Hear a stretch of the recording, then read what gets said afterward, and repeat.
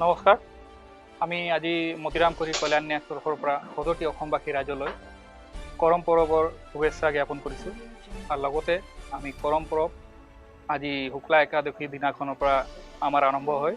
গতিকে এই শুক্লা একাদশী দিনাখনে আমি মতিৰামপুৰী কল্যাণ ন্যাস তৰফৰ পৰা সকলো অসমৰ সকলো জাতি জনগোষ্ঠীলৈ কৰম পৰৱৰ শুভেচ্ছা জ্ঞাপন কৰিছোঁ। ধন্যবাদ। গান এটা দিলাম না, হ্যাঁ র নকবি র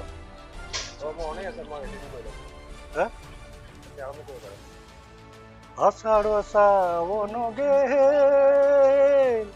কাশি ফুল ফুটি গে ফুল দেখি মনে আসা ভেল বলে প্রাণের ভাদর আসি গেল ফুল দেখি মনে আসা ভেল বলে প্রাণের ভাদর আসি গেল।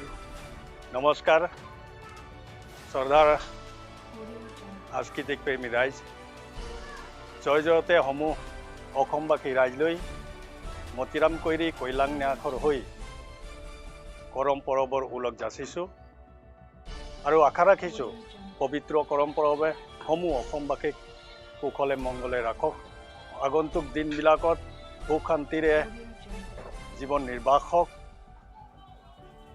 চাহ জনগোষ্ঠী, কৃষিজীৱী, আদিবাসী সমূহ জনগোষ্ঠীক উন্নতিৰ বাবে পবিত্ৰ কৰম দেৱতাই, শ্ৰদ্ধাৰ কৰম দেৱতাই আশীৰ্বাদ কৰক, তাকে কামনা কৰিছোঁ।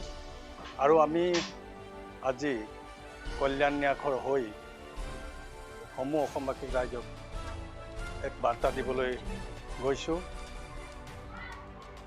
ভাদ মাহৰ শুক্লা একাদশী তিথিত পবিত্ৰ কৰম পৰৱৰ তিথি, আৰু এই তিথিতে অসমৰ সমগ্ৰ ভাৰতৰ চাহ জনগোষ্ঠী আদিবাসী ৰাইজে ভাদ মাহৰ শুক্লা একাদশী তিথিত উলহে মালহে কৰম পৰৱ উদযাপন কৰিছে। আৰু নিজ নিজ কলা সংস্কৃতি, নিজ নিজ কলা কৃষ্টি, ভাষা, সংস্কৃতি সকলোখিনি বজাই ৰখাৰ চেষ্টা কৰিছে, কৰম পৰৱৰ জৰিয়তে সংৰক্ষণ কৰাৰ ব্যৱস্থা কৰিছে। তাকে আমি নিজৰ নিজৰ ভাষা, সংস্কৃতি, কলা কৃষ্টি বজাই ৰখাৰ এক উৎসাহ কৰম পৰৱৰ জৰিয়তে পাইছোঁ।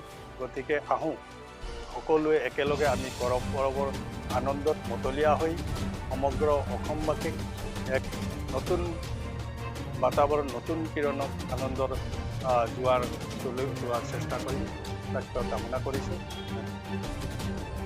কাশি ফুল ফুটি গেল আশা আমার জাগি গেল, কাশি ফুল ফুটি গেল আশা আমার জাগি গেল, আসো সবাই নাচিব গাইব আজ গো ভাদরের একাদশী, আসো সবাই নাচিব গাইব আজ গো ভাদরের একাদশী। নমস্কাৰ।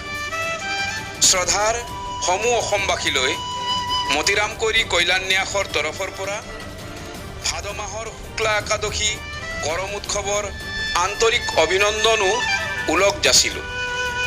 এই পবিত্ৰ কৰম উৎসৱটিয়ে সকলোৰে বাবে সুখ শান্তি সমৃদ্ধি কঢ়িয়াই আনক, সকলোৰে জীৱন মংগলময় হওক, তাৰেই কামনা কৰিলোঁ।